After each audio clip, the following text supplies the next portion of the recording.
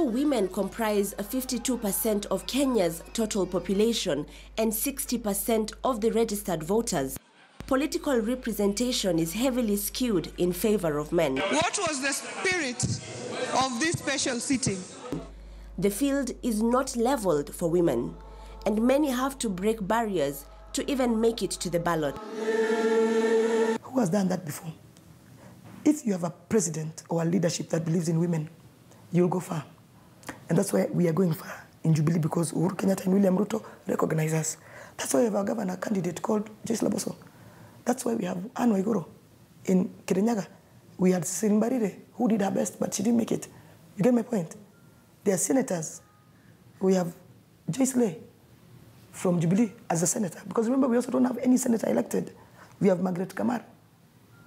And we have Hazel Katana. You know, we have at least 4 senator candidates. I think that NASA cannot boast of. So when we say who really appreciates women leadership, it's written. Agnes Pareyo, who also tried for politics via the president's party, would read a different script. My name is Agnes Pareyo. I vied for the Narok North and Abaldorori for the MP position, and I was in Jubilee, and we contested. We went to the primaries, but it was unfortunate because I won the elections, but still I was denied the right to be a winner. By the way, I was not even announced anywhere. They didn't even announce my vote because they didn't want me to be seen by the whole world. So could you explain why do you think this is the case? Well, because there were some people who were feeling that a woman cannot lead. And they were feeling like they would be ashamed to say their member of parliament is a woman. So that is what contributed to all that. Is this something that is cultural, or what do you think it is? Well, it was cultural, but it is not as cultural as such, because I've been an elected councillor for quite a long time. I've been a councillor for 15 years. I've been a deputy mayor, Narok County, for about 7 years. But then some people who had powers had a feeling that a woman cannot lead us in Narok North. Agnes was forced by her political party to abandon her campaigns for the parliamentary seat and instead allow a man to vie for the position. One of the main reasons for losing her campaign bid was the fact that Agnes Pareyo runs a center for girls rescued from FGM. Being a vocal advocate against the practice has earned her a mixed reputation among community members. You are given nicknames, and some people feel like it's not a right of a woman to be a leader. So you'll have to fight it hard. For any woman to be in a position, it has to be a war that you fight, because you'll be abused. Your children will also be abused, even in the social places they go. They'll be told your mom is not normal. So it's not easy for a woman to be in any position. We need to rethink the gender roles, because the value that we place on those roles are not the same. The values that we place on a leader, a public icon, a father, etc., are positive, uplifting, affirming. Unfortunately, society also, the values that now you place on the tag woman, sometimes are a lower, we will place a lower value on that. So that is why I insist on the aspect of individuality. I don't think society will crumble if we have 50% women in parliament and 50% men. I don't think society will crumble. Now, the challenges that patriarchy presents are a reality that most women vying for leadership positions have to come to terms with.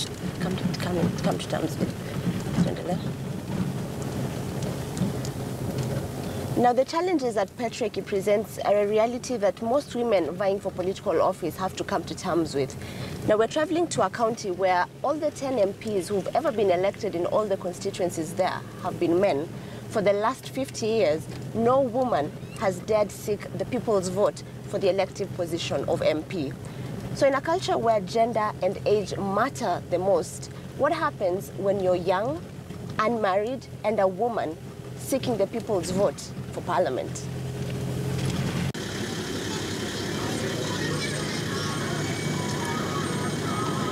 Campaign billboards welcome us to the vast county of Samburu. The value placed on men and male leadership is clear as day.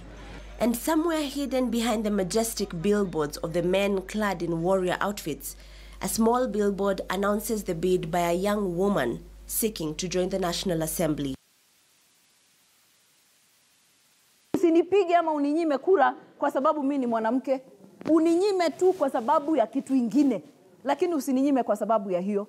Na usijaribu kwa sababu kesho msichana wako ama wa mjukuu wako ndio atasimama kutafuta kiti yoyote ile atataka. The challenge that we are having, and I said, is this seat of a seat which is preserved for us. Yeah? And even me, I had a very difficult time to convince people why I can't go for that seat. Initially, everybody was saying, no, she's very good and everything, but please let her go for. That's why you had me when I start my conversation. I say I am seeking your mandate as member of parliament. Because actually I went somewhere and I realized some women were saying, oh, we thought you were running for women. As in their minds, that is what a woman is supposed to run for, you know. So it's quite a challenge. Tonight, Lesuda Naisula is meeting business leaders in one of the towns in Samburu. The biggest worry for residents here is insecurity, especially with the bordering county of Laikipia. It's a sensitive issue for Lesuda's campaign bid because she's a woman. Asante. Sasa mahali ya vita, tutachagua msichana aje. Mimi naomba Mungu anipatie ndio vita hata iishe. Kwa nini mnataka kusema nyinyi ni wa vita? We want Naisula to get our 100. Aende nayo pahali ataenda.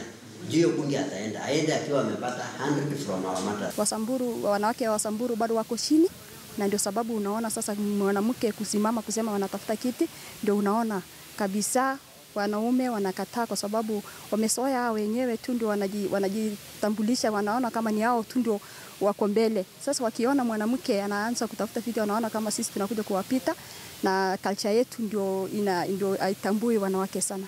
Hakuna kusema ati ni mwanamke hawezi ingia ofisi, hataweza kazi. Atafanya kazi kulingana na ile kazi mpeleka kwa hiyo ofisi. Kwa hivyo hakuna tofauti ya mwanamke na mwanaume kwa uongozi, yote ni moja. A former journalist, Lesuda has served at the Senate since 2013 when she was nominated in one of the affirmative seats. Not only even here in Samburu, but even when we're in parliament and everything, I would say something. Let's say someone was chairing the meeting and, you know, then we brush it off and everything. My colleague, a man, says the exact thing I said, maybe in just another, he changed some phrases there. And the chairman's like, very good, very good, very good. We're going to go with what so-and-so just said. And you're like, really? I just said the same thing? She is facing a community where culture dictates the place of the woman, and campaigning against practices like FGM could cost you your political career. The issue of FGM literally can determine how an election goes. Like, you threaten this practice, we vote you out. So here you have a female leader, a woman, in a very heavily cultural context, vying for leadership, already out of her comfort zone, because she shouldn't be the one vying. Two, attempting to tackle something that is very ingrained in culture, I think will require baby steps. I think first, one step would be to continue advancing the narrative of ending FGM in whatever space and way that she can, because we cannot contradict ourselves. I think we have to be consistent in what we stand for and what we do not stand for. I can understand what Naisula Lesuda, a young woman I have respect for, is going through, but she's got to break that barrier so that story gets behind us as women. And I really hope the people of Samburu will give her a chance to serve them, because she's been an excellent legislator as a nominated MP. And I think she'll do better for them as an elected MP. Martha Karua, on the other hand, is running in a county which may well be the game changer for women in this election. The two front runners for the Kirinyaga County top office are both women. Sisi haja yetu ni haki ifanyike hapa Kirinyaga, ndio? And many predict that this will be the first county to be led by a woman. But even vying against a fellow woman is not short of its share of challenges. The battle is now not that there's a woman vying, but how old the woman is. Ndirarega miaka tondu ni ndi muyuthi na ndinoka gukwira ndi muyuthi ndakwira ndi muciari wa yuthi no riu mwangia wa 53 years ndina 59 ni akanjeta mukuru ndumwire atige mithako mathaa ma wira atige wana mathaa ma wira no anjetire mwaru anyina uria mukuru tambara wega wone kana no anjete meitu. The race to August 8th has been long and tough, and for the women, it's been turbulent. And now the finishing line is just around the corner. On the platform to ask for a position, the first thing I do is to identify myself and my qualifications. Any other details are extraneous. I ought to be employed first and foremost on my ability for the position offered. And I always say, ask me the questions I would be asked on an interview, you see, and the rest should sort itself out. And for the males who have failed to lead, maybe having multiple families, how come it is not, those issues are not coming up? The world has problems today, not because the leaders who are there do not have spouses. It's not for want of spouses. Some have multiple, others have none. It is the character of that person, the leader in them, that will speak to the job. And those are the issues that should be coming up. You will not be given. That space will not be given to you. You will not sit there and wait because the world is very good and very fair to you that it will come. It doesn't work like that. You have to get your space. You have to know what you want and you go for it. Sometimes you'll make breakthroughs. Sometimes you hit a hard wall, but you have to keep going and to keep moving towards it. And over time, people will just start taking you seriously. You know, they'll start saying, "Hey, where is so and so, and what does so and so think?" But it just doesn't happen overnight. That that they just wake up and they decide that that is the case. Women that I would have hoped would be helping us against, this wars against sexual violence against women, especially in politics, trying to give me a lesson or two about morality. I'm like, this is my advice to you. With your morality, come and vie. And you succeed with your morality, I see. I am not immoral, but do not subscribe a lesson in maths when you have never even started doing maths. You do not even, I'm saying for this kind of people, you do not even have a clue of what women go through in politics. The only difference between me and other women is I speak about it. There are women who even get raped. They don't speak about it, but I speak about it. If a man tried to rape me, I will speak about it because such nonsense must stop. The Shebeshis are the minority. The go-getters, the fighters, the who, we're the minority. Majority of the women leadership that I know and that I admire greatly are the silent ones. I keep asking God, so you just make me silent? Because I kind of prefer this. Because when you're making a lot of noise and fighting, it means you're trying to push an agenda and you're getting frustrated. And so your personality of fighting comes out.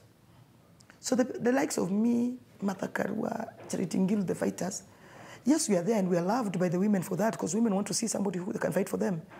But then there's another quiet one who continuously comes back to parliament because she has a mannerism and a way that she deals with the things that also women want.